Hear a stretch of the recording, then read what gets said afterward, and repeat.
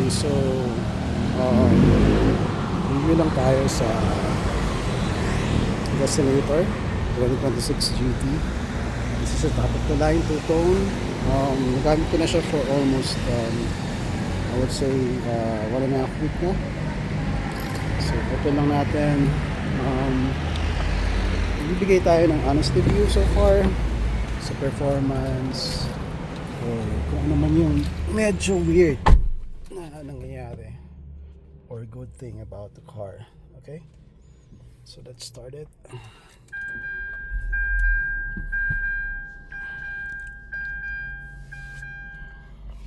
So far naka 700 kilometers na siya, and nandito kami ngayon sa Baguio City. Okay. Okay, so honest review lang tayo, no? So ano ba yung mga medyo weird na experience ko with this car, at saka yung mga bad. So bad and good, no? So first, bad na lang muna. Imagine kasi this is top of the line. Ang unang hinanap ko is yung tire pressure monitoring system. Well, yung problem is wala siya. Which is weird. Actually, nagtataka ako bakit wala yung feature na yun sa top of the line GT nila, no? What else? Medyo weird yung yung auto hold niya. So kasi sa experience ko with other car, kapag naka auto hold ka, once fully stop siya, so dapat naka-engage na yung auto hold, no? Pero dito, kahit naka full stop ka, hindi pa rin siya naka auto hold. So parang may certain press dun sa sa brake na dun lang mag-engage yung auto hold. So I don't know kung good ba yun or bad, pero sanay kasi akong ganun eh. If ever let's say naka full stop ka, supposedly dapat naka auto hold na siya. So yon yung parang medyo weird. Ano pa ba? Yung auto tailgate, medyo tagal kong kinapa yun eh. Kapag i-open mo siya dito sa likod, okay? So kahit anong gawin ko, kahit sa i-press ko dun sa likod, whatever, kapag hindi ka naka-park, okay, so kung naka-neutral ka lang, nag-stop ka, so hindi mo bubuksan yan from outside, okay? Ito, itong button na to, which is nagulat ako. Pinatry ko pa yung makina para lang mag-kick ako sa likod para lang siya ma-open. So yun ang medyo weird. What else? Medyo ano ba? Ayun, okay, medyo something about yung sunroof. Medyo again, mas maliit lang yung opening niya, nakakapagtaka kasi yung sa other car ko, medyo mas malaki yung opening niya. Actually, it can fit 2 people na pwede lumabas. Kasi since napakaliit ng isang tao lang yung pwede ganun, tumayo dyan, ganun. Pero pogi, as in, okay, ang laki ng panoramic sunroof niya, kaso medyo maliit lang yung opening. So sabi ko nga, isa lang yung talagang pwedeng kasyang tumayo dyan, ganun. Medyo yun ang medyo bummer, no? So ang medyo pangit pa dito na encounter ko, lalo na pag mabilis, no, palagi siyang nadi-disconnect sa Apple CarPlay or Android Auto. So minsan kapag kapag nawala yung signal or medyo bumpy yung road, biglang madi-disconnect. So syempre nagsigsag to, packet dito, bigla lang mapuputol. So ang ginagawa ko, hindi na ako nag-rely sa dito yung wireless at under auto or Apple CarPlay, which is sayang, no? Kasi yung sa expander ko, yung head unit kasi noon is may sarili ng SIM card, whatever. Yun talaga hindi madi-disconnect. Kaya medyo off lang dito, no?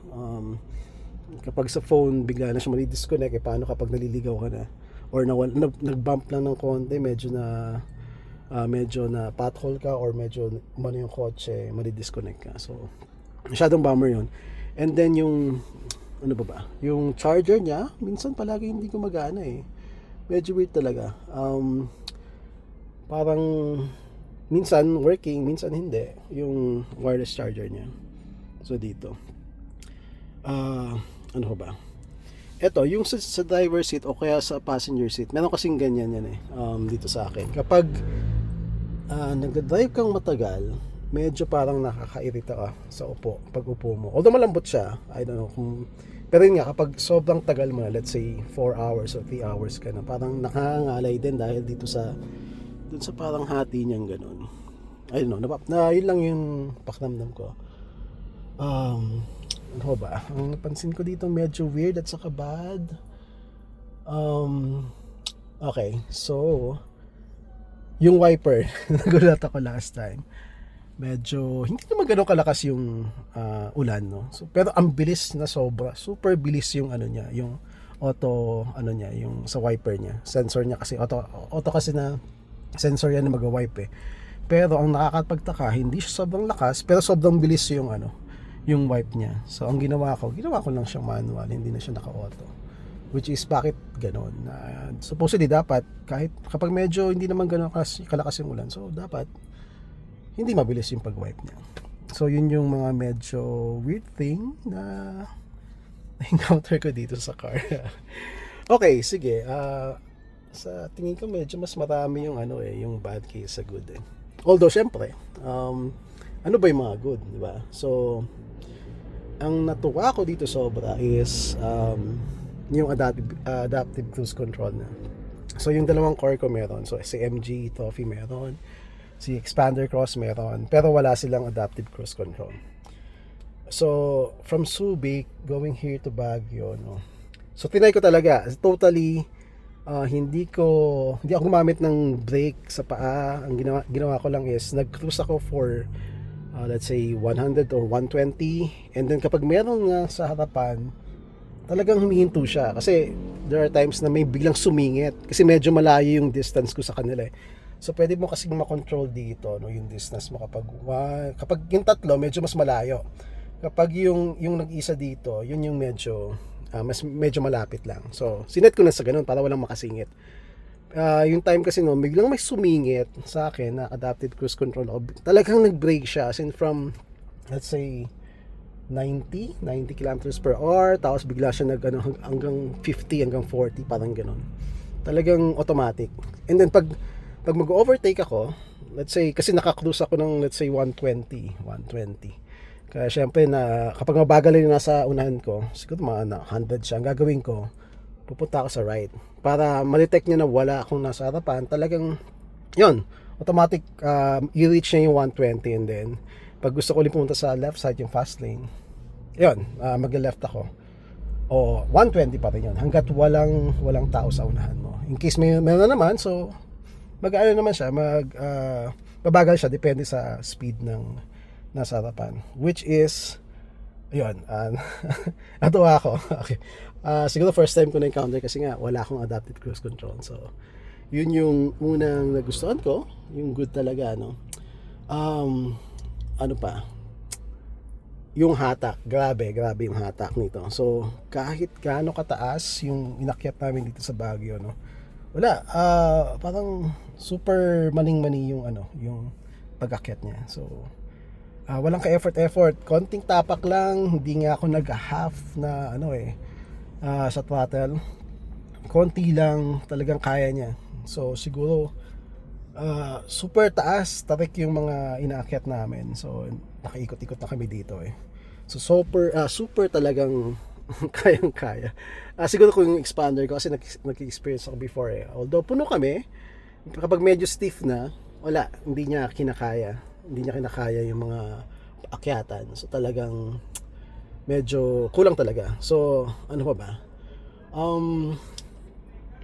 Yung turbo niya, okay. Kasi mayroon akong yung MG ko, turbo din yun. Ito, sabihin ko sa inyo, walang lag. Sobrang responsive. Konting tapak mo, alam mo, nag-engage na kaagad yung yung turbo niya eh. So kayang-kaya talaga. Yung sa akin kasi yung MG ko, may lag yun, may mga siguro 1 second. Pag-apak mo, hindi pa nag-engage, and then after 1 second, dun lang, maramdaman mo nag-engage yung turbo. Ito talaga, wala akong sabi. Grabe, konting apak, alam mo kaagad kaya niyang iakyat ka. Kahit na gaano katarik yan. Ano ba ba? Ang good. Siyempre, fun to drive. Ayun ang pinakamaganda eh. So, masaya kang i-drive kasi kahit anong terrain, kahit gaano kung gusto mag-overtake, wala. Andiyan ka agad eh. Konting ano mo lang eh, alam mo kaagad na kaya mag-punch, kayang ano eh, kaya niya yung bilis niya eh. So kahit may pagsabay ka, kahit anong sasakyan pa yan, wala. Iiwanan mo kapag ito gamit. Okay, so, ano ba? Siyempre, napaka pogi, no? Na talaga, grabe. Ang ganda, kaya siyempre, titingnan mo siyempre yung una is yung ano, yung itsura ng car eh. So wala akong masabi. Front, side, likod, grabe. And siguro yung pinaka-bummer lang dito, no? Yan. Linast ko to, last talaga to. Is napakalakas niya sa gas. Okay, just imagine I don't know kung paano siya hanapin dito. Yung mga I don't know. Siguro hindi ko pa masyadong ano. Ang pinaka siguro top speed ko din. Ang normal speed ko is between 100 to 120, parang gano'n Pero ang lumalabas dito, ito kasi city driving na to, 4.6 km per hour lang yung malabas. Pero yung biyahe ko from Manila going to Subic to Baguio, imagine yung best na nakalagay dyan sa, I don't know kung gaano ka siya accurate, is 13 kilometers per liter. Imagine mo yun. Nakailang pagas ako. Una, from bahay, full tank siya. Tapos along the way, nagpakarga ako ng 112. And then nagpakarga na naman ako ng 1,000. And then nagpakarga na naman ako ng 1,000. I don't know. Parang ang lakas siya sobra sa gas. Nakakanibago. Hindi naman ganun ka yung tapak ko eh. Just imagine kasi naka-cruise naman ako palagi all the time. Naka-cruise control ako eh. Pero yon medyo kasi yung expander matipid eh. So hindi siya ganun katipid. Okay, so siguro sa summary tayo, no. All in all, sabi ko nga pag gusto mo talaga na na mabilis yung car, may ang gandang dating. Actually head turner to eh. So kada liko mo, maraming tumitingin. Pag ako'y sumisingit, pinagbibigyan ako. I don't know kasi kita naman na ang ganda ng kotse. So ang pogi talaga, no. Tapos kung gusto mo talaga na kotse na hindi ka bibitinin sa mga akyatan, kahit gaano kataas yan, konting tapak mo lang, halata mong may bubuga, talagang yung hatak niya nandiyan ka agad without any lag. So para sa ito, para sa itong kotse na to, okay? So although sabi ko nga marami tong mga parang hang-ups, parang medyo weird na nangyayari, no? Kasi syempre kino-compare ko yung experience niya with other cars na nagamit ko na, parang ganun.